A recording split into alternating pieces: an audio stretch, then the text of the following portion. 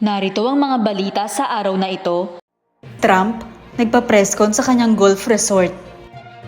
Inimbitahan ni dating Pangulong Donald Trump ang mga mamamahayag sa kanyang golf club sa New Jersey nitong Huwebes para sa kanyang ikalawang press conference sa loob ng 2 linggo habang siya ay nakikisabay sa Democratic ticket bago ang Democratic National Convention sa susunod na linggo.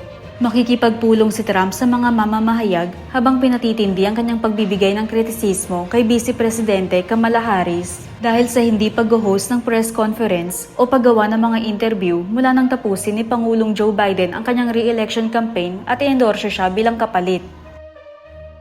Sa kanyang press conference noong nakaraang linggo, tinukso ni Trump ang kanyang oposisyon at umatake ng mga tanong tungkol sa sigla ng kampanya ni Harris. You're paying $148 more a month on food. That's every month.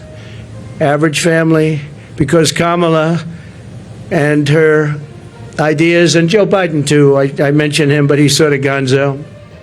Nagsalita siya ng mahigit 1 oras at gumawa ng ilang mali at nakakalitong mga pahayag. At narito naman ang mga balita sa ating bansa.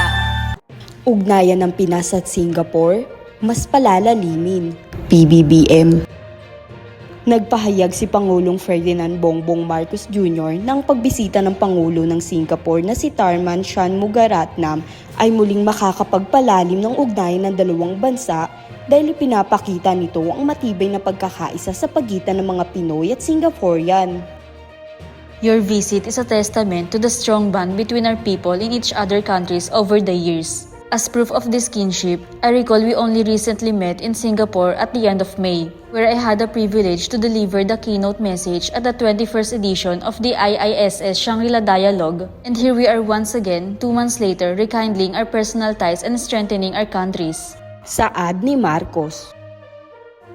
Samantala, sa kanilang pagpupulong sa 2024 International Institute for Strategic Studies o IISS Shangri-La Dialogue, sinabi ni Shanmugaratnam na nakikita niya ang umiinit pang ugnayang diplomatiko sa pagitan ng Singapore at Pinas sa ilalim ng Administrasyong Marcos. Ngayon naman ay dumako tayo sa balitang showbiz. Lisa, inilabas na ang bagong single na New Woman. Nagbabalik si Lisa Manoban na may bagong kantang Swak na Swak para sa sayawan. Sa kanyang bagong single na New Woman, kumakanta ang Blackpink member tungkol sa self-love. Kasama niya naman bilang collaborator ang Spanish singer na si Rosalia. Ipinapakita sa music video ang mga eksena kung saan suot ni Lisa ang mahahabang blonde wig at iba pang chic looks. Nagsimula nang magbigay ng pahiwatig si Lisa tungkol sa isang bagong solo single mula pa noong Hulyo. Inihayag niya noong Agosto na ito ay isang kolaborasyon kasama si Rosalia. Noong Hunyo, matatanda ang inilabas ni Lisa ang Rockstar, ang kanyang unang kanta at music video pagkatapos ilunsad ang sariling record label na Loud.